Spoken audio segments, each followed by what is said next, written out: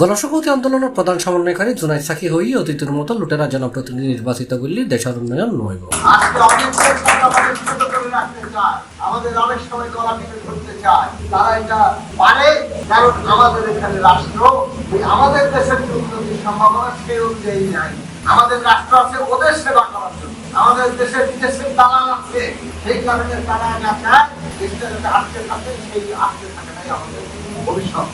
গত শুক্রবার সন্ধ্যায় চট্টগ্রাম ও রাউজান উপজেলার ফারতলীত বাংলাদেশ যুব ফেডারেশন রাউজান উপজেলা কার্যালয় উদ্বোধনের সময় প্রধান অতিথির বক্তব্যে তিনি এসব কথা হই। এই সময় তিনি আরো হয়, আমাদেরকে সঠিক রাজনীতি খুঁজতে হবে। কোন রাজনীতি বাংলাদেশের তরুণদের ভবিষ্যৎ তৈরি করতে পারে, কোন রাজনীতি বাংলাদেশকে সত্যিকার অর্থে গড়ে তুলতে পারে, নতুন করে নির্মাণ করতে পারে।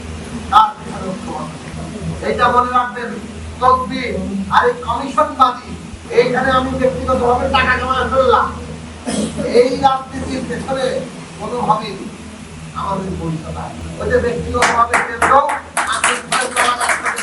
যেমন হয়েছে, তাতে কি দেশের উন্নতি হয়েছে? $234 বিলিয়ন, আর এই দেশের অর্থনীতির হিসাব দেয় $460 বিলিয়ন। ওর মধ্যে গন্ডগোল আছে, তার মধ্যে নাকি $234 বিলিয়ন গ্রুপ করে এই রকমটাই হবে যদি সঠিক নেতৃত্বে আমাদের রাজনীতি সঠিক নেতৃত্ব চিনবেন কি করে, দেশে কিভাবে জনগণের স্বার্থে নীতি চলিত হবে এবং সেটা বাস্তবায়নের হবে, এই বিষয়ে কার জিনিসটা আপনাদের নিজেদের বুঝতে হবে।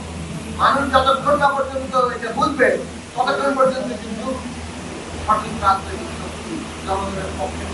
যুব ফেডারেশনের রাউজান উপজেলা শাখার আহ্বায়ক প্রকৌশলী মোহাম্মদ মহিউদ্দিনের সভাপতিত্ব ও দপ্তর সম্পাদক দীপেন দাসের সঞ্চালনায় অনুষ্ঠানত অন্যান্যর মাঝে দলের কেন্দ্রীয় রাজনৈতিক পরিষদের সদস্য হাসান মারুফ রুমি, উত্তর জেলার আহ্বায়ক নাসির জুসি, বাংলাদেশ যুব ফেডারেশন কেন্দ্রীয় কমিটির যুগ্ম সম্পাদক আব্দুল্লাহ মুইজ ও কেন্দ্রীয় সদস্য সুভাষিস ভট্টাচার্য, যুব ফেডারেশন রাউজান উপজেলা শাখার সৌরভ বড়ুয়া, মোহাম্মদ হায়দার আলী, প্রকৌশলী উত্তম দাস, প্রকৌশলী ওয়াহিদুজ্জামান, আশিস দাস, মোহাম্মদ ওমর ফারুক বক্তব্য রাখি।